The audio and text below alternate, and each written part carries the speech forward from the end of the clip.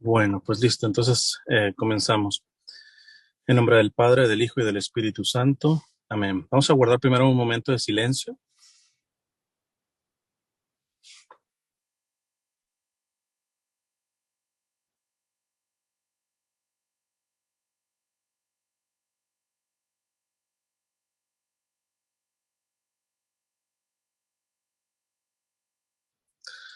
Amado Señor, danos todo lo que nos une a ti, quítanos todo lo que nos separa de ti, líbranos de nuestro egoísmo y entréganos enteramente a ti.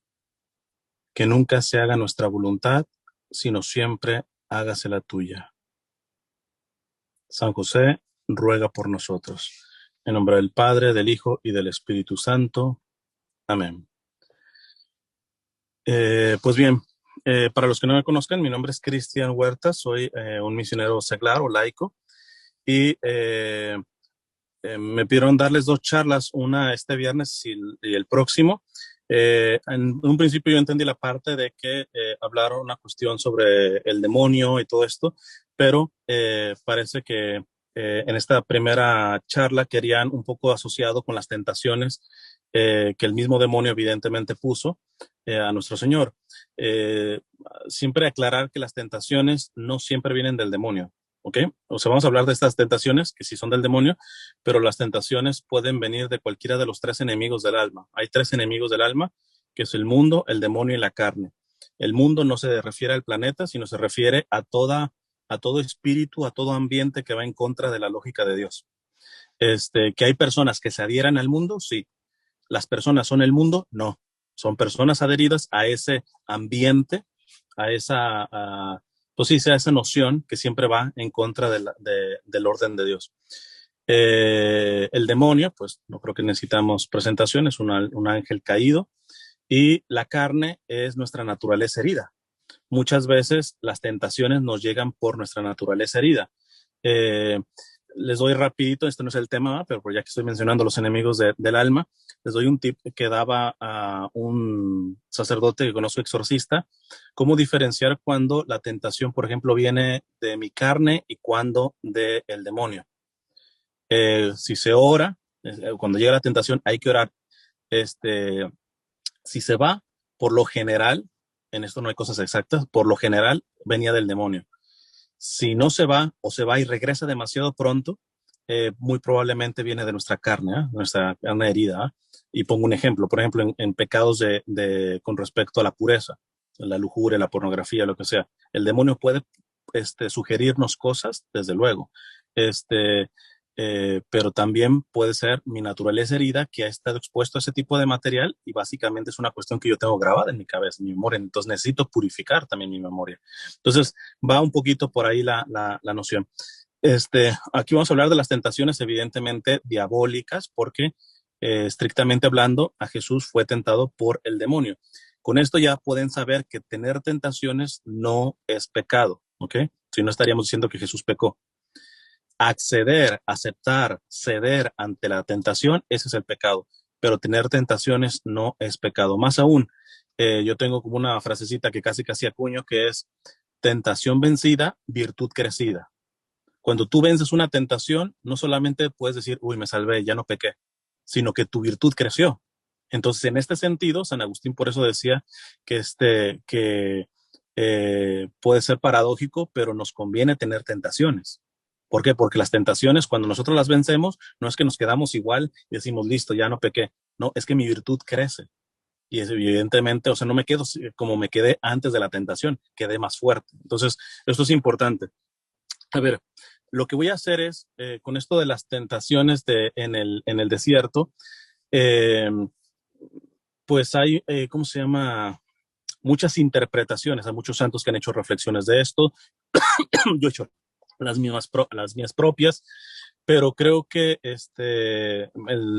espero que haya sido el Espíritu Santo, me movió a preparar el tema en base a una reflexión que ya había hecho sobre las tentaciones Benedicto XVI. Esto está en un libro, bueno, es una serie de libros que se llaman Jesús de Nazaret, pero no es magisterio. Quiero aclarar esto, porque es Benedicto XVI, pero él mismo firmó como Joseph Ratzinger, porque esto no significa que lo que les voy a decir tiene un valor como magisterial, como una encíclica, ¿va?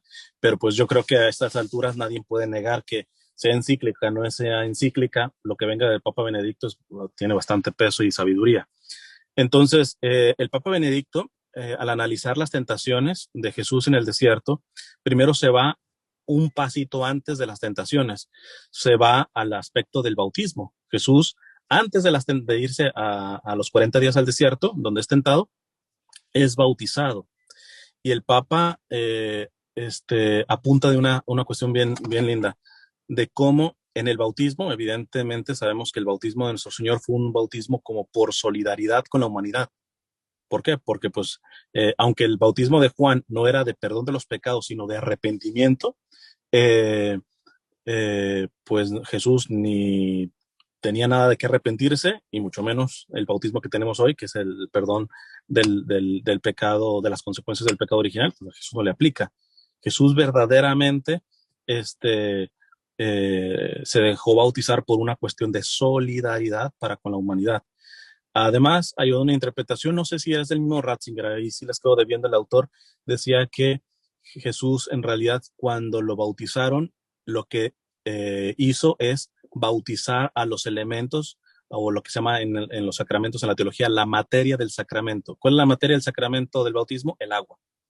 Entonces, al entrar, le dio, lo santificó ese elemento de la materia del agua, porque todo sacramento necesita materia y forma. Si falta alguno de estos, no hay sacramento. O sea, tú no puedes bautizar con Coca-Cola, ¿va? Por mucho que digas yo te bautizo en el nombre del Padre, tiene que ser agua. Entonces, eh, y es una interpretación también linda, saber que fue por solidaridad, pero también porque él al entrar en esas aguas las santificó, precisamente para que el bautismo que tengamos están santificadas también ese elemento material. Pero bueno, el Papa habla de hecho, el término bautizar significa sumergirse, entrar abajo, y habla de que es interesante que antes de las tentaciones, Jesús va a compartir o nos va a tratar de rescatar de nuestra miseria, pero él bajando, descendiendo. Esto San Pablo después le llama kenosis, ¿va? Cuando dice en Filipenses que Jesús, siendo de condición divina, no hizo alarde de su condición, sino que descendió, eso es kenosis, descendió y tomó en todo condición humana, menos en el pecado. ¿Ah? Dice el Papa Benedicto, Jesús tiene que entrar en el drama de la existencia humana. Esto forma parte del núcleo de su misión, recorrerla hasta el fondo para encontrarla así a la oveja descarriada, cargarla sobre sus hombros y devolverla al redil. Esto es importante, que cuando uno medita en estas tentaciones que recibió el Señor, ver que un paso antes, Él descendió. O sea, que tuvo esta experiencia desde el descendimiento. Esto es muy importante porque a veces, inclusive nosotros como católicos, podemos tener una visión bastante arrogante, que el Papa Francisco ha criticado mucho, de que como que vamos a ayudar a los pecadores, pero desde acá arriba. Y Jesús no ha sido así. Jesús descendió a nuestro nivel. Diría un sacerdote, un obispo que falleció eh, el año pasado por COVID, muy santo, brasileño, don Enrique Suárez, dice, Jesús, estrictamente hablando, nos dejó con varias dudas existenciales, no nos las explicó. Quizá muchos quisieran que Jesús hubiera dado clases de cómo se resuelve esta crisis existencial de vida, el aspecto del sufrimiento, tantas cosas. Dice, es interesante que nuestro Señor no se puso a dar clases, prefirió compartirlo con nosotros.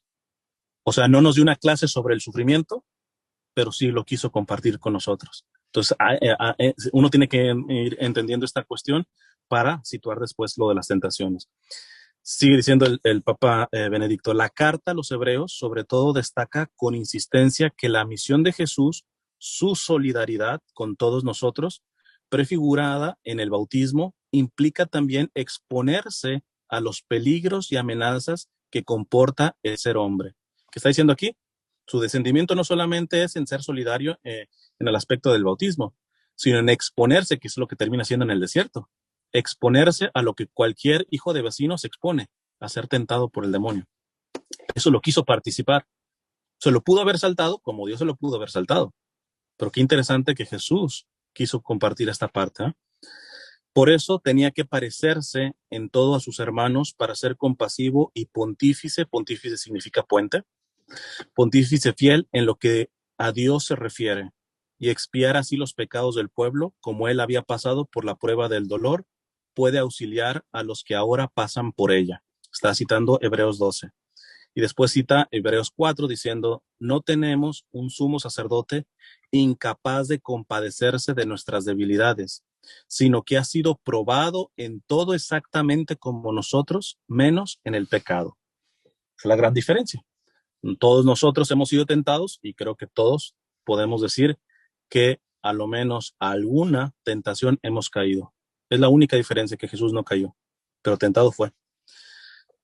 Así pues, el relato de las tentaciones guarda una estrecha relación con el relato del bautismo, en el que Jesús se hace solidario con los pecadores. Junto a eso aparece la lucha del Monte de los Olivos, otra gran lucha interior de Jesús por su misión. Sigue diciendo Benedicto, Jesús vivía entre fieras salvajes y los ángeles le servían. Está citando el término de cuando se va al desierto, la Sagrada Escritura nos dice que Jesús en el desierto estaba rodeado por fieras salvajes y que los ángeles lo servían. Y dice Benedicto, el desierto, imagen opuesta al Edén, se convierte en lugar de la reconciliación y de la salvación. Las fieras salvajes, que representan la imagen más concreta de la amenaza que comporta para los hombres, la rebelión de la creación y el poder de la muerte, se convierten en amigas como en el paraíso. Eso es bien interesante. Ahorita voy a citar una cosa muy linda de este obispo que les digo, brasileño, que falleció, porque uno creyera que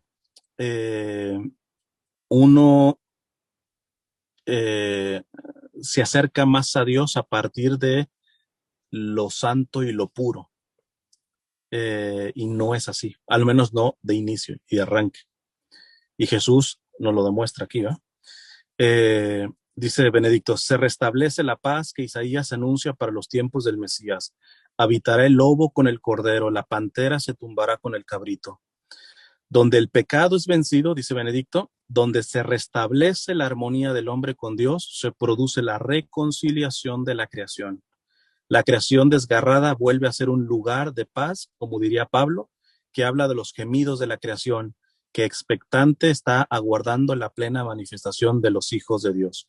O sea, aquí está entrando una cuestión paradójica, que ya después, si gustan, pueden ir a mi canal de YouTube. Hay un retiro que di, creo que son 2 o 3 charlas, que se llama Se sube al cielo descendiendo. Toco mucho. De hecho, está basado en el obispo brasileño que les digo. Ahorita nada más les voy a dar una cita nada más de eso, que la cito también en ese retiro, porque aquí el punto está en que tú asciendes a Dios descendiendo. Y descendiendo no solamente en el sentido de la humildad, sino en la primera humildad. De hecho, humildad viene de humus, que significa tierra, polvo. O sea, la primera cuestión para dejarnos beneficiar por este descendimiento de Jesús es reconocer nuestra miseria, ¿no?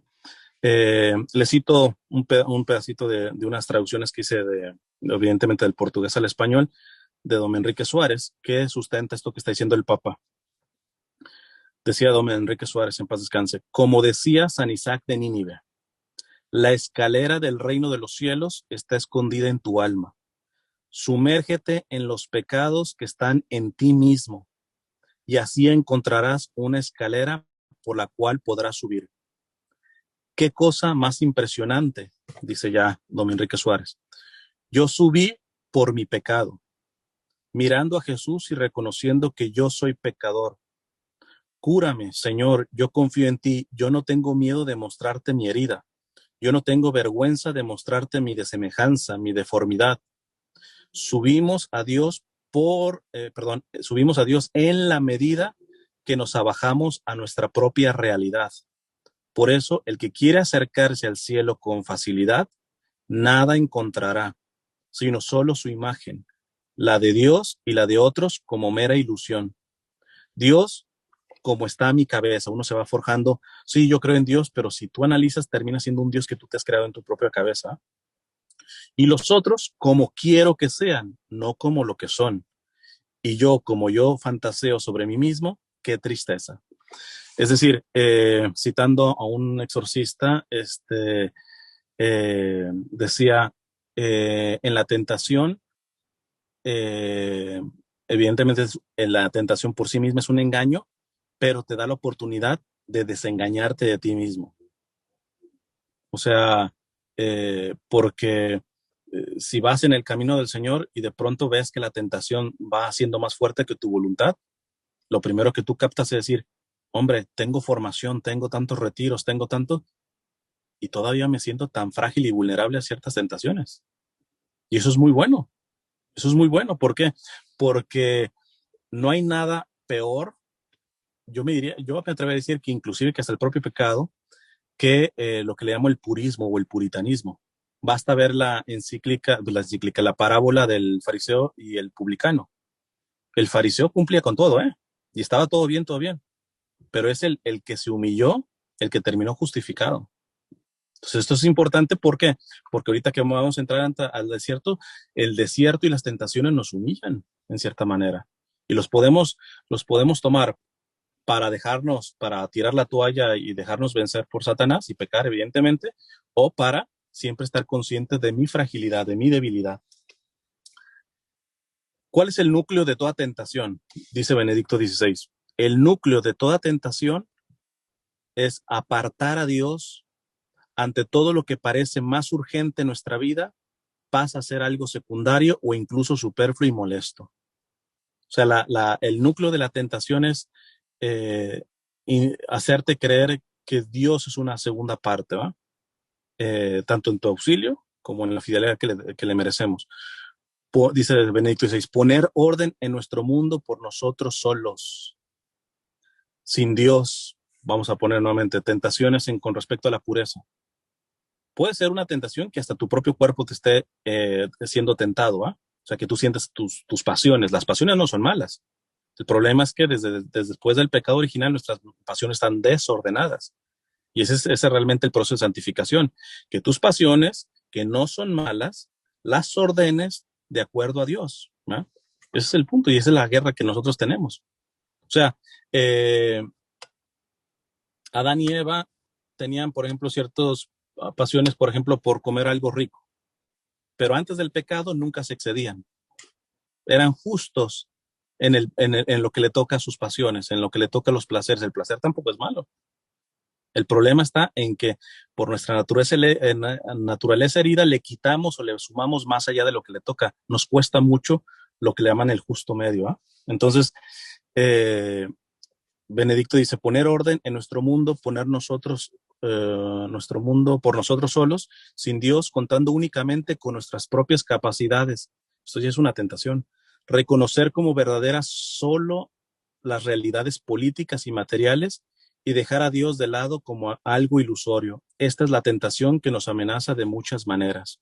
O sea, la tentación prácticamente ya está siendo victoriosa en el momento que creo que la voy a aceptar o la voy a pasar bajo mis propias fuerzas, bajo estrategias, bajo ciertas terapias psicológicas. No estoy negando el fruto del trabajo propio, tampoco de otras disciplinas que pudieran ayudar como la psicología, la psiquiatría, etcétera. Pero con todo y eso nunca suple a la gracia. Y no se vence una tentación sin gracia. Y las gracias se piden. Uno no tiene que estar esperando. Si estoy en tentación, pues ya Dios sabrá que estoy en un aprieto, pues ya me mandará eso. No. Por eso no se puede vencer tentaciones sin una actitud de oración. Esa tremenda oración que hacía San Felipe Neri y que la hacía cuando apenas estaba convertido y la hacía cuando ya era un santazo y se estaba muriendo. Señor, no retires a Felipe de tu mano, que si lo retiras de tu mano te puede traicionar peor que Judas. O sea, por eso a mí me escandaliza mucho cuando de pronto uno ve católicos, pues que literalmente se creen la mamá de Tarzano. O sea, creen tanto en sus virtudes, traen en tanto su conocimiento, todo esto, no saben. El día de mañana se van a dar un trastazo y de ahí no se van a levantar por su arrogancia, ¿no? Entonces, otro santo, por ejemplo, San José María Escrivá de Balaguer, eso lo pueden ver porque hay videos grabados de él porque hacía sus reuniones con gente Y generalmente casi al final le decía a la gente, dice, recen por mí, porque aunque no lo crean, yo soy capaz de los peores crímenes. Eso es fundamental. O sea, por ejemplo, si me dices a mí, oye, ¿tú violarías? Pues es que ni me pasa por aquí violar ni a una mujer, ni a un hombre, ni nada. Ahora, yo te puedo afirmar que nunca violaría, yo a lo menos no. Sería estar demasiado seguro de mis virtudes, simplemente porque por ahí esa parte quizá no me tentaría, ¿no? Entonces, esto es bien importante, por eso el desierto y las tentaciones, si lo vemos desde esta perspectiva, ayudan muchísimo, pero muchísimo. Dice Benedicto XVI, es propio de la tentación adoptar una apariencia moral. No nos invita directamente a hacer el mal. Eso sería muy burdo. Que es por eso que nos engaña, ¿va? O sea, nos lo presenta como un aparente bien, o inclusive nos da un poquito del bien, pero es como decía algo el Papa León XIII, ¿va? Es como aquellos, dice, teólogos que te dan, por ejemplo, te dan agua, que es muy buena y natural todo eso, pero le agregan una gotita de veneno. Pues, ¿quién se toma eso? Entonces, ahí es donde uno tiene que estar atento. Pasamos a las tres tentaciones, entonces, de acuerdo a Benedicto XVI. Primero vamos a leer, y también en el análisis que lo hizo, porque las tentaciones también están en el Evangelio de Lucas. El análisis lo hace de acuerdo a las tentaciones del Evangelio de San Mateo. Y dice así, la primera tentación, está en el capítulo 4 de Mateo. Entonces Jesús fue llevado por el Espíritu al desierto para ser tentado por el diablo. Y después de hacer un ayuno de 40 días y 40 noches, al fin sintió hambre. Y acercándose el tentador le dijo, si eres hijo de Dios, di que estas piedras se conviertan en panes. Mas él respondió, está escrito, no solo de pan vive el hombre, sino de toda palabra que sale de la boca de Dios. Esa es la primera tentación. ¿Qué dice Benedicto XVI? Dice, primero repara en esta frase, si eres el hijo de Dios. Y dice Benedicto, aquí se superpone la burla y la tentación. O sea, me gustaría ampliar, nada más que ese sí no me acuerdo cómo le puse ese retiro, un retiro sobre los pecados de la comunicación, como es la difamación, la calumnia, la injuria, pero dentro de todos explico, por ejemplo, la parte de la burla. La burla es peor, por ejemplo, que la injuria. La injuria es decirte una palabrota, ofenderte. Cuando yo te digo una palabrota ofendiéndote, a lo menos te estoy tomando con seriedad. Pero cuando yo hago la burla no solamente significa ir en contra tuya, sino ridiculizarte, ¿verdad? Es peor en este sentido la burla, o a lo menos se asemeja más porque el demonio es el primer burlón, ¿verdad? Y se puede burlar de las cosas malas, o de carencias, o de cosas buenas. De cosas buenas. ¿Qué pasa cuando ciertos grupos, por ejemplo, feministas, se burlan de las niñas que están en favor de la castidad? No, serás una mosquita muerta, etcétera. ¿Qué pretenden con esa burla? Pretenden frenarte con eso. Entonces, no solamente es una cuestión que va en contra de la virtud, evidentemente no estoy hablando de la burla sana que puede haber entre amigos y consensuada, ¿va? Entonces, pero la burla que se va para hacer daño, para ridiculizar al otro, fíjense de quién es el padre. Aquí se superpone, dice Benedicto XVI, la burla y la tentación. Para ser creíble, Cristo debe dar una prueba de lo que dice ser. Si eres hijo de Dios, está quedándose en esa parte. Esta petición de pruebas acompaña a Jesús durante toda su vida, a lo largo de la cual se le echa en cara repetidas veces que no dé pruebas suficientes de sí. Se les echa en cara, que vemos, por ejemplo, en el Evangelio, que si vamos a ofensas, ninguna como esta, ¿eh? Cuando a Jesús le dicen que hace los milagros por fuerza de los demonios. Por fuerza, o sea, al mismo Hijo de Dios le dijeron demonio. Entonces, eso nos tendría que ayudar mucho, sobre todo cuando nos insultan. No estoy justificando el insulto, ¿eh? Pero cuando tú ves este insulto que le hicieron a nuestro Señor, y es por eso, ¿por qué? Porque la tentación en que venía, es decir, muestra que realmente eres Dios, ¿verdad? O sea, dame pruebas. Quería manipular, ¿va? El demonio. bueno, toda tentación es un tipo de manipulación. Sigue siendo Benedicto, que no haga el gran milagro que acabando con toda ambigüedad u oposición deje indiscutiblemente claro para cualquiera que es o no es. Y esta petición se la dirigimos también nosotros a Dios, a Cristo y a su iglesia a lo largo de la historia. Si existes Dios, tienes que mostrarte. Se lo retamos, lo tentamos, ¿no? Debes despejar las nubes que te ocultan y darnos la claridad que nos corresponde.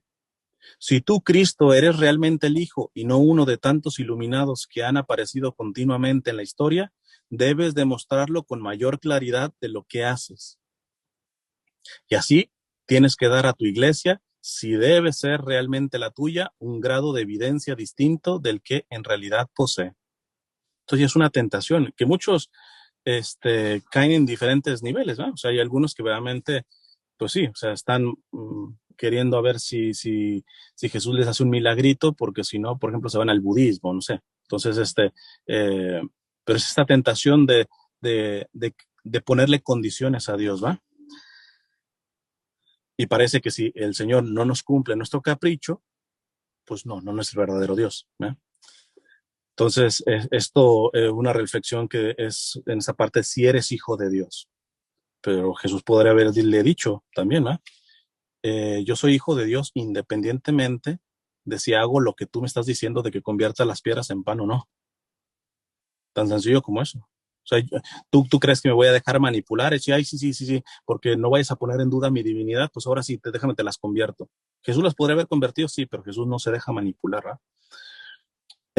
Después pasa la parte, Benedicto XVI, de dile a esta piedra que se convierta en pan. Si eres Dios, dile a estas piedras que se conviertan en pan. Dice Benedicto XVI, no debería y debe el Salvador del mundo demostrar su identidad dando de comer a todos. Pregunta. ¿No es el problema de la alimentación del mundo y más general los problemas sociales el primero y más auténtico criterio con el cual debe confrontarse la redención? O sea, suelta preguntas. Porque esa es de cajón, de los ateos resentidos o inmaduros, porque los hay verdaderamente que buscan a Dios con una honestidad intelectual. Pero tú ya sabes que es un resentido cuando te sale. Si existe Dios, ¿por qué existen pobres? ¿Va? ¿Por qué hay tantas enfermedades? Pues es la misma gata, pero revolcada, básicamente lo que está diciendo aquí. Entonces, dice Benedicto, citando, si eres el Hijo de Dios, qué desafío. ¿No se deberá decir lo mismo a la iglesia? Eso también después se lo aplican a la iglesia. Si quieres ser la iglesia de Dios, preocúpate ante todo del pan para el mundo, lo demás viene después. Resulta difícil responder a este reto precisamente porque el grito de los hambrientos nos interpela y nos debe calar muy hondo en los oídos y en el alma. Esto es bien complicado. De hecho, se atreve a analizar algo que es bien complicado porque la tendencia al interior de la iglesia siempre es, bueno, no solamente la iglesia, en la política también vemos en todo. Generalmente uno le tiene miedo a ser crítico, por ejemplo, con los extremos. ¿Por qué? Porque son siempre los más nutridos. Entonces, por ejemplo, en cuestiones políticas, yo siempre he dicho, nuestro Señor, no solamente en política, en todo, nos dice, digan sí cuando es sí y no cuando es no. Lo que esté fuera de esto viene del maligno. Entonces, por ejemplo, los que me conocen, por ejemplo, en mis redes sociales, el presidente Trump, lo bueno que hizo, se lo aplaudí, lo apoyé, lo defendí, pero ni tantito me quedé callado ante los grandes abusos que él hizo también. Y si le revisan con Obama, igual, y con todos. ¿Por qué? Porque el católico tendría que estar desprendido de esto. Vamos a ver más adelante que dice que la verdadera iglesia del futuro, dice Benedicto XVI, no compagina con izquierdas ni derechas, ¿eh? Entonces esto también a nivel, al interior de la iglesia, están aquellos que dicen la iglesia católica, el católico tiene que buscar la salvación de las almas, no de los cuerpos. Lo que importa es la salvación de las almas. Yo a veces les digo irónicamente, estos son los que precisamente no le dan de comer al hambriento, porque como quieren que se vaya al cielo, pues que se muera rápido de hambre, ¿eh? Para mandarlo al cielo. O sea, prácticamente lo digo con ironía, porque en realidad, ¿cómo puede ser un católico que crea minimizar las necesidades esenciales de sus hermanos? Cuando de hecho Dios nos va a juzgar por ahí, ese es el protocolo de Mateo 25. y les diré, vayan malditos al fuego eterno preparado para el diablo y sus ángeles, porque tuve hambre y no me diste de comer, tuve sed y no me diste de beber, fui inmigrante y no me recibiste, enfermo y encarcelado y no me visitaste, etcétera. El mismo catecismo de la Iglesia Católica dice en la parte de la Eucaristía, quien quiera comulgar en la verdad el cuerpo y la sangre de Cristo, tiene que reconocerlo en los más pobres. No se puede separar eso. Pero también tenemos el otro extremo, que es lo que le llamamos la teología de la liberación, ¿verdad? Que ya también hay documentos que han confrontado esa parte. ¿Qué católicos que creen que ser católico se reduce a darle comida a los pobrecitos y solamente a hacer de la fe una cuestión meramente social? Y les viene valiendo la liturgia, la vida de gracia, los sacramentos y todo, no, eso, que las doctrinas y todo eso. Lo importante es estar ayudando mucho a los pobrecitos. Eso tampoco va. Entonces, aquí es donde es bien complicado y Benedicto pues se mete a profundizar en esto, ¿ah? Porque es esto de la necesidad del pan. Fíjense, inclusive antes de avanzar, repito una cuestión de lo que ya les dije. Dice Benedicto, resulta difícil responder a este reto. ¿Cuál reto? El reto de, si es Dios, pues Dios tendría que eliminar la pobreza. Si la iglesia, verdaderamente la iglesia verdadera, tendría que preocuparse por los pobres. Entonces, si no hacen eso, pues no son la verdadera. Entonces es complicado porque es una media verdad ahí. Dice, resulta difícil responder a este reto precisamente porque el grito de los hambrientos nos interpela y nos debe, el Papa no está renunciando a esta cuestión, y nos debe calar muy hondo en los oídos y en el alma. Simplemente, ¿dónde ve la clave para no decaer en este tipo de tentaciones? Benedicto XVI, en el orden, tiene que haber orden. Dice así, este milagro de los panes supone 3 elementos. Bueno, cita después, como el demonio le dijo, si eres Dios, convierte estas piedras en pan. Después el Papa hace una referencia cuando él multiplicó los panes, ¿no? Y dice, este milagro de los panes supone 3 elementos. Le precede la búsqueda de Dios, de su palabra, de una recta orientación de toda la vida. Además, el pan se pide a Dios. Y por último, un elemento fundamental del milagro es la mutua disposición a compartir. Escuchar a Dios se convierte en vivir con Dios y lleva de la fe al amor, al descubrimiento del otro. Jesús no es indiferente al hambre de los hombres, a sus necesidades materiales, pero la sitúa en el contexto adecuado y les concede la prioridad de vida. Es decir, lo óptimo sería asistir al pobre y sin imponer, sino ofreciendo, se les ofrece la fe. ¿Por qué? Porque la respuesta de Jesús fue clara. No solamente el hombre vive de pan. Eso está claro. Hay una dimensión. Evidentemente hay situaciones en donde antes de cuestiones de ofrecer la fe, hay que ofrecer lo material. O sea, hay personas que, por ejemplo, en una pobreza, una miseria, una desnutrición extrema, es que ni siquiera te escuchan de lo mal que ya están o cuestiones que hay de drogadicción. O sea, tú vas y les vas a predicar la fe, que lo necesitan, pero es que su capacidad, por la miseria que han pasado, no está en capacidad de recibir esto. Primero, aliméntalo, primero cuídalo, primero trátalo, que se vaya recuperando, pero una vez que el ser humano es capaz de poder recibir el mensaje del evangelio, se le tiene que ofrecer, no imponer, pero se le tiene que ofrecer. Si la persona no quiere aceptar y sigue necesitando nuestra ayuda, se le sigue dando nuestra ayuda, porque no vamos a hacer lo que algunos protestantes hacen, ¿verdad? O sea, que prácticamente si no se conviertan al evangelio o a su iglesia, pues les dejen de ayudar, ¿verdad? Eso no puede estar, es así.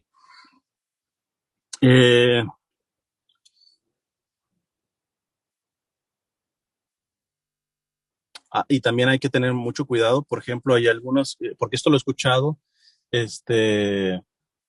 en algunos evangelizadores, líderes, ¿eh? Evangelizadores. Dicen que, por ejemplo, la doctrina social de la iglesia es una cuestión secundaria, que eso lo sacan mucho, sobre todo cuando hay elecciones, ¿verdad? El tema principal es el aspecto pro vida, sí, tenemos que empezar a defender a lo nacido, pero si ese es el pretexto para desentenderte de los ya nacidos, discúlpame, tú eres un pronacimiento, no un pro vida, ¿no? Entonces hay que entender esto amplio. Porque a veces, yo también lo pongo como ironía, hay algunos que empiezan a decir, la misión de la iglesia es la salvación de las almas, no el cuidado de los pobres. Y una vez puse, por ejemplo, en Facebook, puse esa cosa que dicen. La, la, el objetivo de la iglesia es la salvación de las almas y no el cuidado de los pobres. Atentamente, alguien que tiene casa, vestido y sustento. Es que desde ahí cualquiera, ¿eh? Desde ahí cualquiera puede decir, lo importante son las almas. Gracias a Dios tienes la energía necesaria para abrir la boca y decir que lo más importante es la salvación de las almas. ¿Por qué? Porque tú ya tienes el estómago lleno, ¿eh? Porque tú tienes un techo. Desde ahí cualquiera puede decir cualquier cosa, ¿eh? Y fíjense, si algo nos enseñan nuestros señores, a la compasión, no a la lástima. La lástima resuelve ciertos problemas. La compasión comparte, compatire, sufrir con, significa eso, compasión. Padecer con, ¿no? Esto es importante, ¿no? Pero ciertamente hay grupos que quieren reducir la fe de la iglesia a una cuestión de asistencialismo. De hecho, el mismo Papa Francisco siempre lo han dicho, a veces lo calumnian, hasta los propios católicos, es que el Papa, que los pobres y que los pobres y que el cuidado de la naturaleza y todo eso, y cuándo nos va a hablar de Dios y todo eso. Espérate, es que está poniendo las bases. ¿Por qué? Porque ¿de qué sirve estar hablando de los sacramentos y todo eso cuando te vale el sufrimiento de tu hermano? La misma Sagrada Escritura dice, quien dice amar a Dios, a quien no ve y no a su prójimo, a quien ve, es un mentiroso. Otra parte de la Sagrada Escritura, el que una fe sin obras es una fe muerta. O sea, no podemos despegar esta cuestión y ese es el problema, que los extremos la despegan. Unos se quedan allá muy arriba en el cielo y otros se quedan demasiado acá en la tierra. Esa es la parte de la tentación que a veces llega. Dice Benedicto, hay una frase al respecto del jesuita alemán Alfred Dell, ejecutado por los nacionalsocialistas, es decir, los nazis, y esta es la frase, la cita Benedicto. El pan es importante, la libertad es más importante, pero lo más importante de todo es la fidelidad constante y la adoración jamás traicionada. Cuando no se respeta esta jerarquía de los bienes, sino que se invierte, ya no hay justicia, ya no hay preocupación por el hombre que sufre, sino que se crea desajuste y destrucción también en el ámbito de los bienes materiales. Cuando a Dios se le da una importancia secundaria que se puede dejar de lado temporal o permanentemente en nombre de asuntos más importantes, entonces fracasan precisamente estas cosas presuntamente más importantes. No solo lo demuestra el fracaso de la experiencia marxista.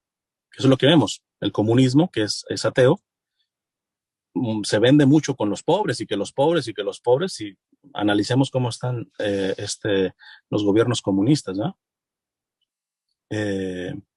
Quizá la gran diferencia ahorita es China, que es una potencia, pero ¿por qué? Porque a nivel económico se abrió a nivel de un liberalismo capitalista, que se ha dicho de paso también lo condena la iglesia, el capitalismo liberal. Pero a nivel de ideología siguen siendo restrictivos, siguen siendo dictatoriales, ¿va? Terminan destrozando sus sociedades, ¿va? Por lo tanto, en esta primera tentación hay que no confundir caridad, por ejemplo, con altruismo, filantropía. ¿Cuál sería otra? Pues sí, asistencialismo. Son dos cosas diferentes, son dos realidades diferentes. De hecho, se me viene ahorita a la mente el Papa siendo cardenal, una vez dio una enseñanza a Cáritas, que es el rostro caritativo de la iglesia. Y dice que nosotros no podemos mezclar esta cuestión de la caridad con un asistencialismo.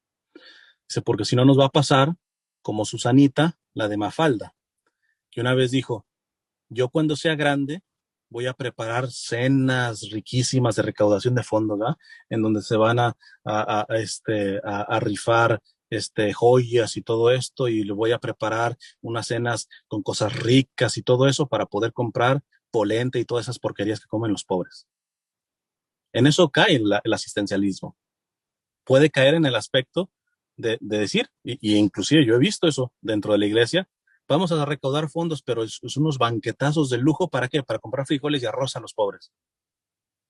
Hay una dicotomía, hay una cuestión que está, eh, también les digo una buena. Una vez me encontré una iniciativa católica en donde invitaba a empresarios y todo esto para recaudar fondos para los pobres, pero la cena era un vaso de leche y un pan, pero pagaban literalmente como si fuera de lujo. ¿Eh? Eso realmente habla más de cristianismo, ¿eh? Porque es participar y compartir, es decir, ayudar al pobre desde la pobreza, vamos a decirlo así. ¿No? Eh, Dice Benedicto XVI, las ayudas de Occidente a los países en vías de desarrollo, basadas en principios puramente técnico-materiales, que no solo han dejado de lado a Dios, sino que además han apartado a los hombres de Él, con su orgullo del sabelotodo, han hecho del tercer mundo el tercer mundo en sentido actual. Eso lo podemos ver varios, por ejemplo, en África. Sí, vamos a ayudarles y con vacunas o con tantas cuestiones de comida y todo esto. Pero me tienen que aceptar, por ejemplo, anticonceptivos, me tienen que aceptar aborto, me tienen que aceptar el divorcio, Entonces el Papa está denunciando esta parte, ¿eh? Y nos podríamos quedar a decir, ay, pero la ONU, ¿sabe cuántos africanitos ayudó? ¿A costa de qué? Ay, que esta asociación ayudó. ¿A costa de qué? No podemos separar el bien material y el bien espiritual de la persona, ¿no? Eh, Sigue diciendo Benedicto, creían poder transformar las piedras en pan, pero han dado piedras en vez de pan. Está en juego la primacía de Dios. Se trata de reconocerla como realidad, una realidad sin la cual ninguna otra cosa puede ser buena. No se puede gobernar la historia con meras estructuras materiales prescindiendo de Dios. Si el corazón del hombre no es bueno, ninguna otra cosa puede llegar a ser buena.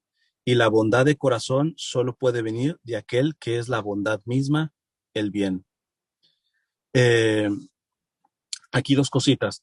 Una vez cuando yo estaba en Miami, sirviendo con los migrantes en la parte de Homestead y todo esto, fui con un notario que era un cubano que le llaman así como de la vieja guardia, ¿va? De los primeros salidos expulsados por Castro. Y me contaba, no era creyente católico, creo que era episcopal o una cosa de esas, no me acuerdo. Pero tenía principios de cómo Dios tiene que regir la sociedad, la vida, el mismo comportamiento. ¿Eh? Y me dice, no verás, estaba bien enojado, me dice, no verás, ahorita antes de que tú llegaras, me llega un paisano mío, cubano, y que quería sacar las placas, las chapas del carro por abajo del agua y que por todo eso le digo, déjaselo eso a los mexicanos, a los guatemaltecos que pueden no tener papeles. Tú ya tienes la residencia, tienes el permiso de trabajo, o sea, ¿qué es esto de hacer las cosas siempre de manera chueca? ¿No? Aquí es lo que está denunciando. O sea, ¿qué ha hecho? No en todos, gracias a Dios, un sistema comunista como en Cuba, tratar de corromper, o sea, el interior y esa persona corrompida en cualquier área se va a manejar, por ejemplo, deshonestamente. ¿Eh? Inclusive tendríamos que decir también de Latinoamérica, en países que no han sufrido comunismo. O sea, eh, que alguien me explique cómo Latinoamérica, toda Latinoamérica, todavía es si me apuran, un 85-90% cristiana. Si no quieren católicas, cristianas, que creen en Cristo. Que alguien me explique cómo Latinoamérica, teniendo esos índices, tenga esos índices de violencia, de corrupción, de mentira. No hay solamente se puede entender desde una cuestión. El evangelio ha entrado de aquí a acá y no se ha interiorizado. No hemos llevado las consecuencias que nos tiene que llevar el propio evangelio.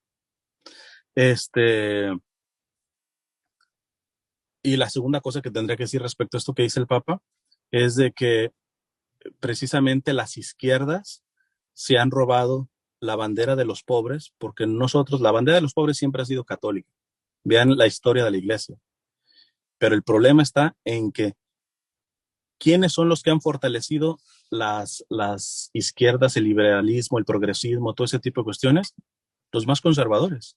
Porque en el momento que yo escucho a un católico decir que super pro vida y es antiinmigrante o le aplaudió medidas que fueron sumamente crueles, por ejemplo, de Trump para con el migrante, ¿qué haces más que alimentar al otro que no tampoco le interesa el pobre, pero se puede poner la bandera, decir, en favor de los migrantes y todo ese tipo de cosas? Pero gracias a que los supuestamente conservadores se les ha olvidado que la cosa no es así tampoco. Entonces son tentaciones y que tiene que haber un discernimiento, ¿eh? Porque estamos viendo los dramas a nivel político, no solamente en Estados Unidos, y parece que el católico pues no es lo suficientemente crítico ante este tipo de tentación y se va a uno de los extremos. No, el católico tendría que ser libre al pan pan y al vino vino. Y al gobierno de ahora de Biden, lo bueno se lo aplaudiré, se lo agradeceré, lo defenderé, y lo malo que haga, no me voy a dejar callado, lo confrontaré. Y si viene después otra vez una reelección de Trump o lo que tú quieras, si gustes, o otro de derecha y todo eso, igual. Pero hemos sucumbido con esto. Y cuando uno sucumbe ante este tipo de realidades, dejamos que el espíritu del maligno entre y destrozone a la sociedad.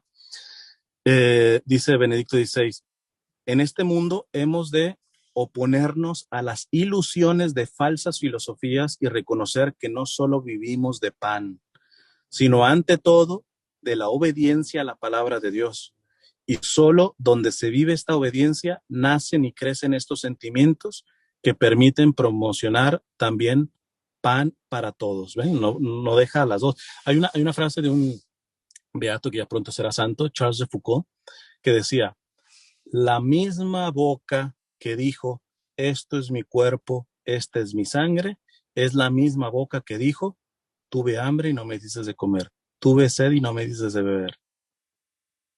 O sea, el drama que estamos pasando de esta tentación que desafortunadamente creo que una gran parte de la iglesia se la ha tragado, es de que parece que nos podemos decir católicos separando estas dos realidades. No soy católico, ¿por qué? Porque los sacramentos, la oración, creo en la doctrina superpulcra y la defiendo la doctrina y soy bien ortodoxo en la doctrina y la recta doctrina y la pura doctrina y todo eso, pero se queda una fe de burbuja, espiritualista, purista, puritana, ¿no? Y están los otros que dicen, no importa, o sea, si se pisotea la liturgia, la oración, la vida sacramental, mientras estés ayudando, mientras seas buena persona, mientras te compadezcas de los pobrecitos. Y eso se está vendiendo. Y la cuestión está en que el católico no puede ser ninguno de estos dos bandos. Y nos creemos católicos porque nos quedamos en alguno de estos dos bandos. Nos estamos tragando esa tentación. Tenemos que saber que estas dos realidades no se pueden separar. Otra frase, se me pueden venir varias cosas, pero este es un beato, Pier Giorgio Frassati, un joven italiano, deportista y todo eso. Él decía, todos los días, Señor, tú me visitas cuando voy a la misa y después yo intento pagarte la visita con los pobres. No separa las dos realidades. Les digo, es catecismo, búsquenlo. El catecismo dice, quien quiera comulgar el cuerpo y la sangre del Señor en la verdad, tiene que reconocer a Cristo en los pobres. No es de que una valga más que otra. Aquí el Papa está condenando a los que quieren vender que la iglesia es verdaderamente iglesia y le vamos a creer solamente que se quede asistiendo, vamos a decir, las obras de misericordia corporales. Pues el mundo le interesa tener una iglesia que solamente atienda las obras de misericordia corporales, dar de comer al hambriento, dar de ver al sediento, etc. Pero no quiere una iglesia que defienda las obras de misericordia espirituales, como dar buen consejo, la corrección fraterna. No, eso ya no, ¿no? Y a eso le tenemos que tirar para no tragarnos esto. Mírense, para mí se me ha ido bastante el tiempo. Yo creo que en la segunda charla terminaré de dar bastante lo del tema porque apenas voy en la primera tentación. Déjenme dar la segunda tentación y ya la tercera la dejamos para la segunda charla y además lo que tenía preparado para la segunda charla. Vamos rapidito a la segunda tentación. La leemos también en el Evangelio de Mateo, en el capítulo 4. Entonces el diablo lo lleva consigo a la ciudad santa, es decir, a Jerusalén. Lo pone sobre el alero del templo y le dice, si eres hijo de Dios, tírate abajo, porque está escrito, a sus ángeles te encomendará y en sus manos te llevarán para que no tropiece tu pie en piedra alguna. Y Jesús le dijo, también está escrito, no tentarás al Señor tu Dios. Esa es la segunda tentación. ¿Qué dice Benedicto XVI? Primero resalta la astucia de Satanás. La astucia de Satanás, porque vemos que la tentación de por sí intenta engañar. Pero es que aquí vean a qué grado llega Satanás a tentar usando la palabra de Dios. Sírvase esto para no creernos de que sabiendo Biblia y todo esto, pues ya estamos del otro lado, ¿no? Porque el mismo Satanás usa la Biblia, ¿no? Dice Benedicto XVI que Satanás está citando el Salmo 91, dice que habla de la protección que Dios ofrece al hombre fiel, porque a sus ángeles ha dado órdenes para que te guarden en tus caminos, te llevarán en sus palmas para que tu pie no tropiece en la piedra. Eso es lo que dice el Salmo, que citó el diablo. Sigue diciendo Benedicto, estas palabras tienen un peso aún mayor por el hecho de que son pronunciadas en la ciudad santa, en el lugar sagrado. De hecho, el salmo citado está relacionado con el templo. Quien lo recita espera protección en el templo, pues la morada de Dios debe ser un lugar de especial protección divina. ¿Dónde va a sentirse más seguro el creyente que en el recinto sagrado del templo? O sea, lo primero que pones, fíjense hasta qué nivel el demonio está tentando. El demonio puede meterse hasta en cuestiones que uno diría, pues vienen de Dios, porque fíjense, es palabra de Dios. Les pongo otro ejemplo rapidito de la Sagrada Escritura. San Pablo va con San Lucas y con los que lo seguían a una parte de Grecia, y dice la escritura ahí que ellos se iban a orar a donde había un arroyo, un lago. Y de pronto apareció una mujer que decía, escuchen a estos que son enviados del Dios viviente, ¿va? O sea, haciéndoles promoción. De pronto, Pablo, o sea, esto se repitió varias veces, llega un momento en donde Pablo le hace un exorcismo y sale un demonio que tenía la persona.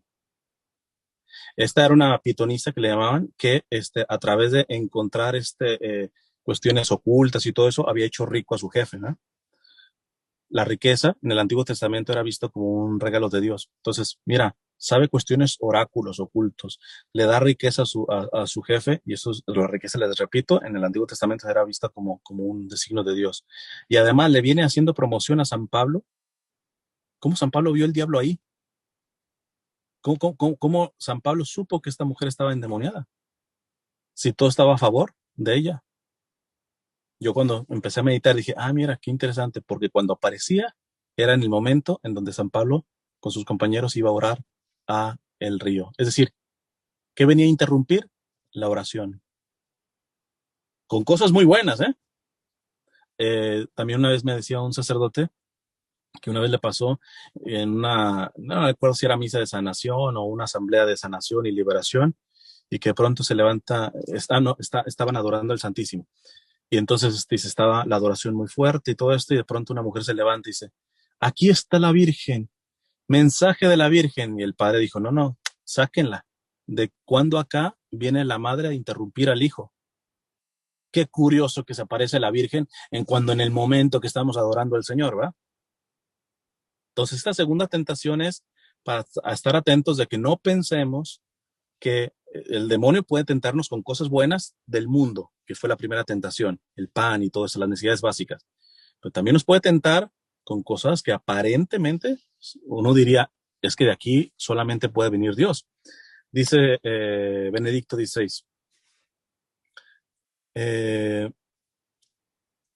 la interpretación de la Biblia puede convertirse, de hecho, en un instrumento del anticristo.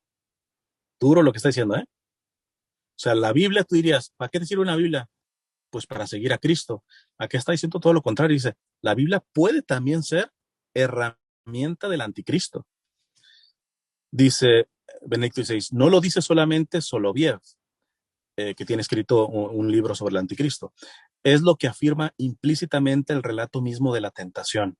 A partir de resultados aparentes de la exégesis científica, se han escrito los peores y más destructivos libros de la figura de Jesús que desmantelan la fe. Miren, posiblemente ustedes, algunos se van a enterar, no sé si sigue yendo, pero yo me voy a aventar y pues ya si les clausuran y dicen que no me vuelvan a invitar, pues yo asumo las consecuencias. Pero al pan pan, yo estuve en su parroquia, eh, cada cierto tiempo iba un sacerdote a dar un curso de Biblia. Un sacerdote, doctor en Biblia, de Sagrada Escritura, en ese entonces era todavía presidente de la Facultad de Teología de una universidad y todo esto, pero está hablando de esta exégesis racionalista, se llama una exégesis. ¿Qué es la exégesis? La exégesis es el estudio de la Sagrada Escritura, tendría que haber explicado eso al principio, de la Sagrada Escritura dentro de ciertos datos que pueden ser científicos, ¿verdad?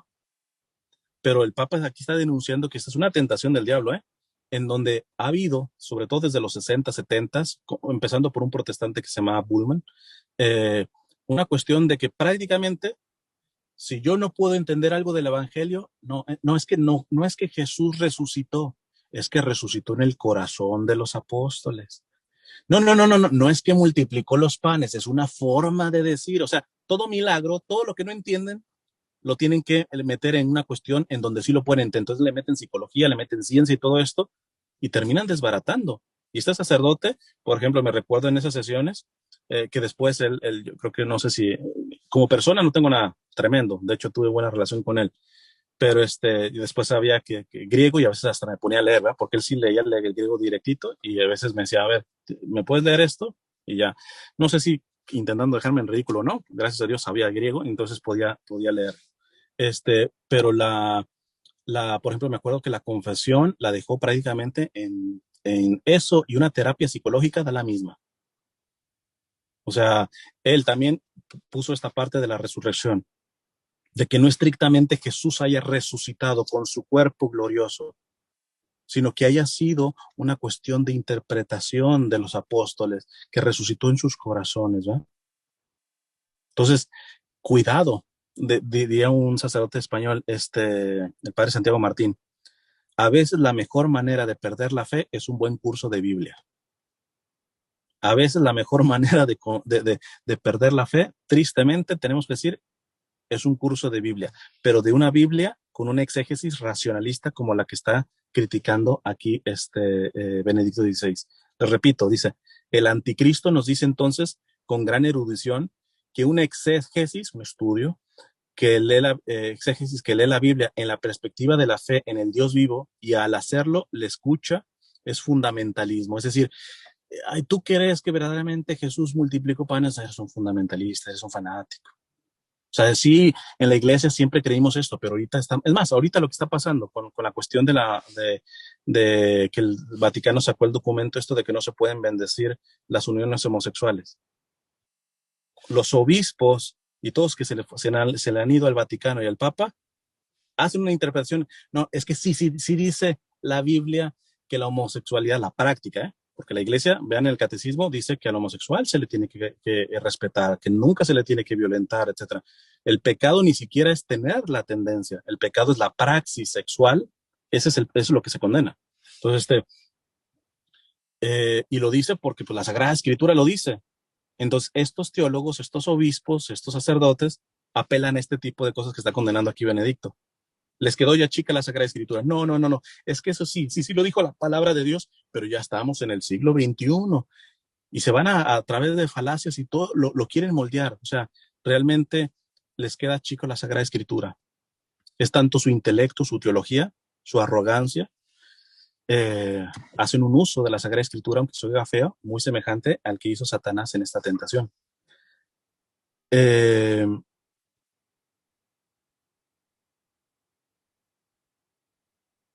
Dice, a partir de resultados aparentes de la exégesis científica se han escrito los peores y más destructivos libros de la figura de Jesús que desmantelan la fe.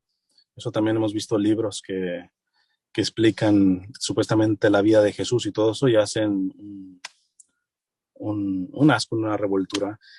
Sigue siendo Benedicto, dado que evidentemente al hombre no le basta la mera satisfacción del hambre corporal, quien no quiera dejar entrar a Dios en el mundo y en los hombres, tiene que ofrecer el placer de emociones excitantes cuya intensidad suplante y acalle la conmoción religiosa. En esto hay que tener mucho cuidado, ¿eh? Tenemos que tener mucho cuidado porque a veces yo veo católicos que creo que porque ya pasaron por todos los retiros que se puede pasar en la parroquia, por toda la formación que tenía todo esto, ya agarran hasta con desprecio la Sagrada Escritura, siendo que la Sagrada Escritura es palabra viva, que me puede interpelar, porque ahí es donde ha empezado todo esto. A estos que ya se ensoberbecieron de su conocimiento de Dios, creen que ya lo conocieron, que ya agotaron toda la Sagrada Escritura porque estudiaron en un seminario, ya tienen un posgrado, un doctorado y todo eso, creen que ya han agotado el misterio de Dios, que terminan haciendo ese tipo de interpretaciones. A nuestro nivel podemos caer en lo mismo. Y ahí es muy peligroso, muy peligroso. ¿Cuál fue la respuesta de Jesús? La respuesta de Jesús, no tentar a Dios, no tentar a Dios. Dice Benedicto XVI, se trata, por tanto, de lo que hemos indicado antes. Dios debe someterse a una prueba. Volvemos a la arrogancia, esta la tentación. Es probado del mismo modo que se prueba una mercancía. Debe someterse a las condiciones que nosotros consideramos necesarias para llegar a una certeza. Si no proporciona la protección prometida en el Salmo 91, entonces no es Dios. Ha desmentido su palabra y haciendo así, se ha desmentido a sí mismo. La arrogancia que quiere convertir a Dios en un objeto e imponerle nuestras condiciones experimentales de laboratorio no puede encontrar a Dios. Ahorita se me está viendo una imagen, porque esto fue un documental de Discovery o National Geographic, ¿no? Uno de esos. No, es que Jesús no caminó sobre el agua. Es que a veces se hace una capita de esto y que del otro y todo eso. O sea, volvemos a lo mismo. O sea, me disculparán, el término es fuerte, al menos para los mexicanos, ¿verdad? Pero decía un seminarista que se ha dicho pasta, vivía allá en Miami, mexicano. Él cuando veía que se metían en ese tipo de cuestiones, le decía, por favor, no me chinguen el misterio. O sea, porque realmente llegaban a la soberbia eso. ¿Por qué? Porque ya no hay una actitud de docilidad a la palabra de Dios, al conocimiento de Dios, al saber la actitud que tenía, por ejemplo, el más grande teólogo que tenemos en la Iglesia Católica, Santo Tomás de Aquino, todo lo que escribió, la Suma Teológica, aunque no la terminó, todo esto, al final se está muriendo y pide que se queme todo lo que escribió porque dice que eso era paja para lo que verdaderamente era Dios. Gracias a Dios no le hicieron caso, ¿eh? Pero pero imagínate, el que llegó a profundizar de una manera tan profunda, valga la redundancia, la Sagrada Escritura, la cuestión teológica, filosófica del misterio de Dios, después de su vida dice, todo esto es paja para lo que obviamente es de Dios. O sea, verdaderamente los sabios, esto lo dice también el Papa Francisco haciendo un piropo a Benedicto, le dice, el Papa Benedicto es un verdadero teólogo, ¿por qué? Porque hace teología de rodillas. Dice el Papa Francisco, no hay buena teología sin adoración. ¿Y qué es la adoración? La postración. Es saber que yo soy criatura. Eso no significa que me vaya al otro extremo, es decir, como yo no entiendo a Dios y no podemos entenderlo porque son misterios, el misterio de la Eucaristía, etcétera, pues listo, como dicen, la fe del carbonero, ¿eh? O sea, yo creo por creer y punto. No, si puedes, profundiza. Pero si profundizas con humildad, te vas a dar cuenta que entre más conoces a Dios, más te queda la convicción de que es demasiado, muchísimo más lo que no conoces de Él. Y te humillas con la humildad que te toca decir, voy conociendo más de ti, Señor, y me doy cuenta que no sé absolutamente nada. Por eso la gran diferencia cuando ven al teólogo que habla desde la arrogancia, desde la petulancia, desde saber que no, es que la iglesia quedó antigua porque todavía tiene esto y esto y esto. Esos han perdido esta parte y se han dejado embaucar por este tipo de tentación. Dice, solo reconocemos como real lo que se puede experimentar, lo que podemos tener en nuestras manos. Quien piensa de este modo se convierte a sí mismo en Dios y con ello no solo degrada a Dios, sino también al mundo y a sí mismo. Y termina con una joya de conclusión esta segunda tentación y con esto termino. Dice Benedicto XVI, esta escena sobre el pináculo del templo, vemos a Jesús de arriba, de ahí al templo, hace dirigir la mirada también hacia la cruz. Cristo no se arroja desde el pináculo del templo, que era lo que le decía Satanás. Aviéntate, al fin y al cabo dice la palabra de Dios, que los ángeles ahí te van a agarrar. Dice, Cristo no se arroja desde el pináculo del templo, no salta al abismo, no tienta a Dios. Es más, déjenme parar aquí. ¿Cuántos no escuchó en esta pandemia? ¿Cuántos no he escuchado? ¿Para qué te pones el tapabocas? Si que Dios no tiene poder para que no te infectes. ¿Para qué tanto lavarse las manos? Y lo he escuchado de líderes, y sacerdotes. Estamos claros que los gobiernos en muchas cuestiones han manipulado este tipo de cuestiones, sí, pero las cuestiones de sentido común, de sentido común, del cuidado del bien común como tal, ahora por golpe y porrazo, supuestamente los que tienen más fe, es no, yo no tengo miedo porque al fin y al cabo Dios puede sanarme, Dios me puede proteger de eso. Eso es tentar a Dios. Es exactamente la misma cosa que el demonio hizo con Jesús. Listo, aviéntate. Lo normal es de que te vas a dar un golpezazo y te vas a partir la cara y todo eso, pero dice la palabra de Dios que van a llegar los ángeles y te van a agarrar. Entonces nos volvemos provocadores de Dios. Y puede ser con buena intención, ¿eh? Si yo tengo fe. Pues espérate, es que hasta la misma Sagrada Escritura dice que Dios ha hecho el médico. Porque si vamos a esas, pues listo, ni siquiera vamos al médico. ¿Por qué? Porque finalmente, si te duele algo, Dios te va a sanar, punto. Que después uno se vuelve un poquito hasta convenenciero, ¿eh? Se vuelve convenenciero porque para unas cosas sí, para otras no, para otras sí confío mucho en Dios, para otras no. Entonces, ahí nos volvemos un poco hipócritas. Pero bueno, dice, Cristo no se arroja desde el pináculo del templo, no salta al abismo, no tienta a Dios, pero ha descendido al abismo de la muerte, a la noche del abandono, al desamparo propio de los indefensos. Se ha atrevido a dar este salto como acto de amor de Dios por los hombres. Y por eso sabía que, saltando, solo podía caer en las manos bondadosas del Padre. Así se revela el verdadero sentido del Salmo 91. El derecho a esa confianza última e ilimitada de la que allí se habla. Quien sigue la voluntad de Dios sabe que en todos los horrores que le ocurran, nunca perderá una última protección. O sea, básicamente Benedicto aquí está explicando, no se lo explica Jesús al demonio, pero dice, es que ese texto está diciendo que yo como Dios me di el salto, el brinco, me encarné.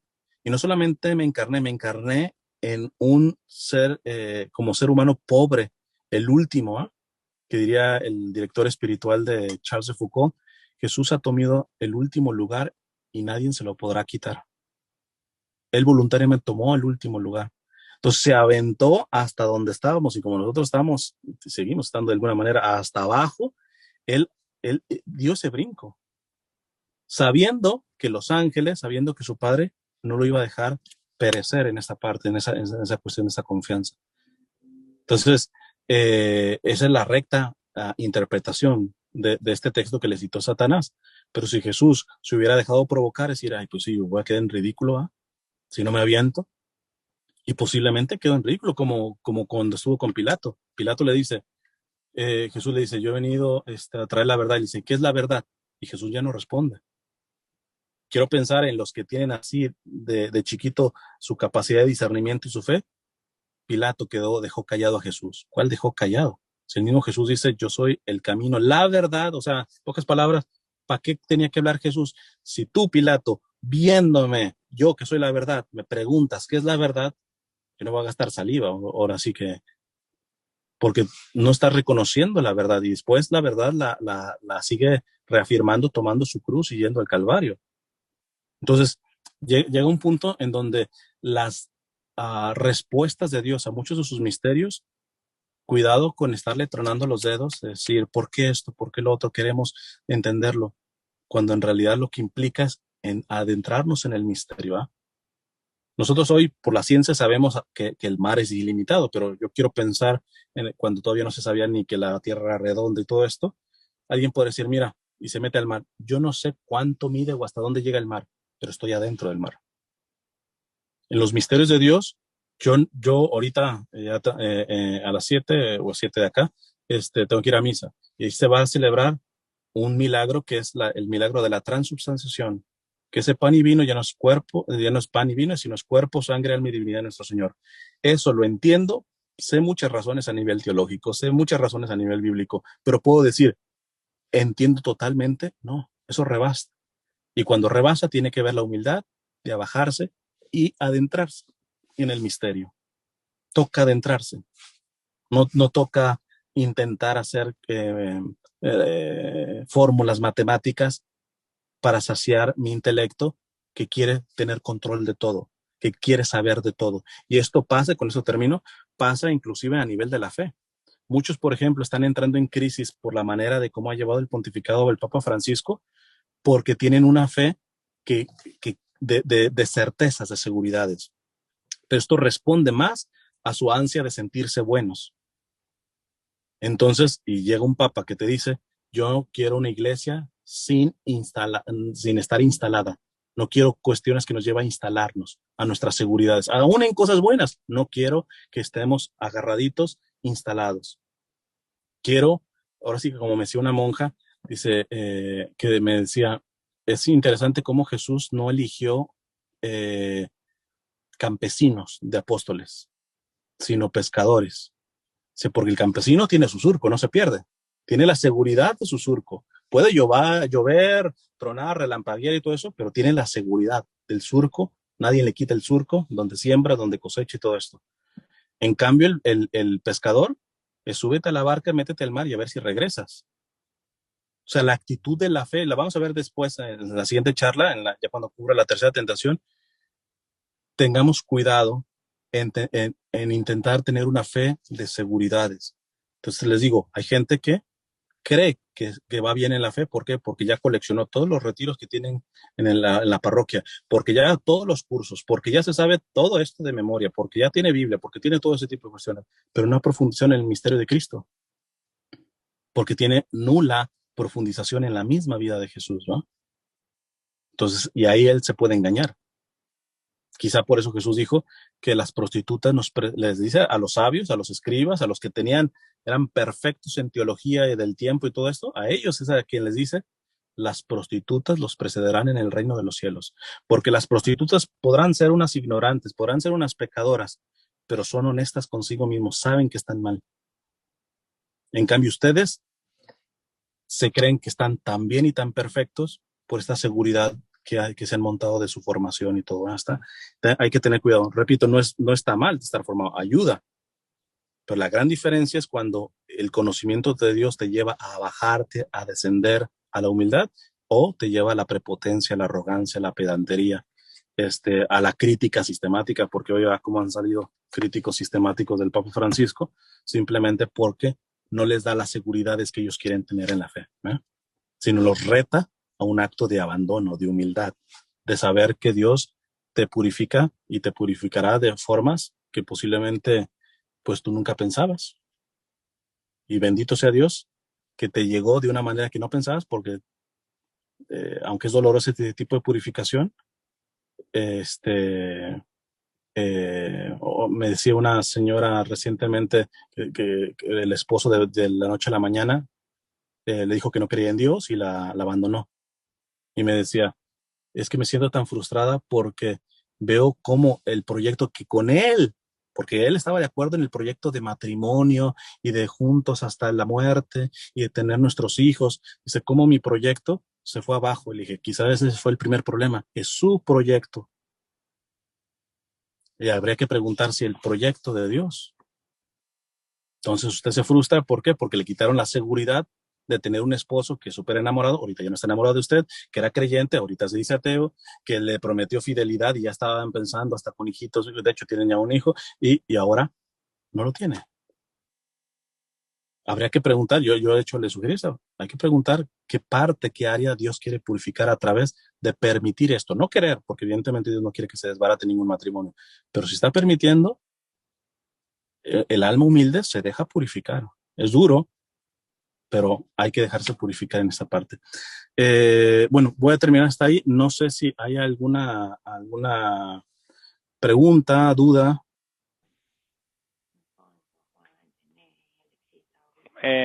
Bueno, yo tengo tal vez incluso saliéndome del tema cuando comentaste que están metiéndole mucha razón a los milagros de Dios, entre ellos pues la resurrección en los corazones de los apóstoles nomás. Tenga tal vez algo que ver ¿cómo se dice? Las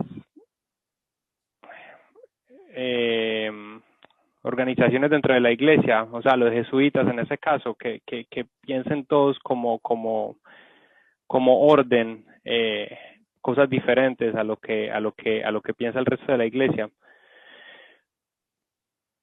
Ok, eh, yo no podría nunca generalizar en una orden. Ciertamente, en gran parte de los jesuitas se han ido por esta parte de una exégesis racionalista, de una interpretación de la Biblia racionalista, pero no todos, ¿va? De hecho, yo ahí en la Florida tuve un director espiritual jesuita excelente y que no va por este lado.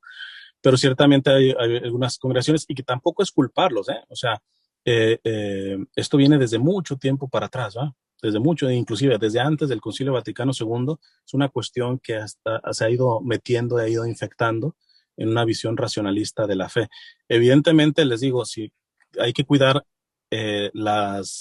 los dos extremos, que yo creo que hay bastante infección al día de hoy en la iglesia de estas dos infecciones. Una es una cuestión de una interpretación racionalista, que es básicamente, pues eso, o sea, lo que no entienda, lo que sea milagroso, etcétera, pues para que no se burlen de mí, o para que mi cerebrito sí lo pueda entender, pues déjame lo rebajo a una explicación psicológica, científica, etcétera.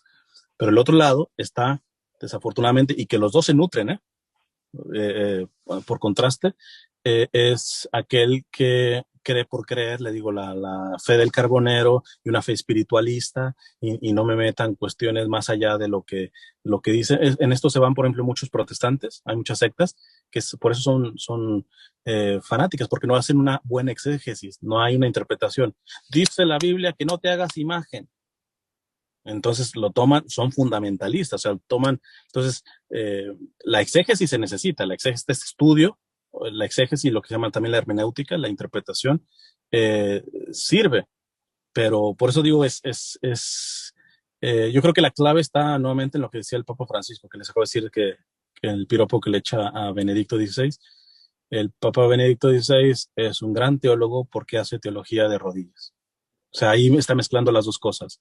Si lleva una vida interior, lleva una vida de humildad, lleva una vida de comunión con Jesús a nivel personal, pero también lleva una vida de estudio de las verdades que no son negociables y todo eso. Cuando se junta eso, vamos a decir que existen menos riesgo de que te vayas a inclinar a uno de los dos lados. A una fe espiritualista, que solamente son ángeles de allá arriba y todo incienso y todo eso, y de un racionalismo que dices, pues prácticamente, ahora sí que la fe, ¿de qué me sirve? Si todo tiene explicación, si todo tiene, eh, si todo es matemático, si todo, o sea, ahí los misterios los terminas tirando.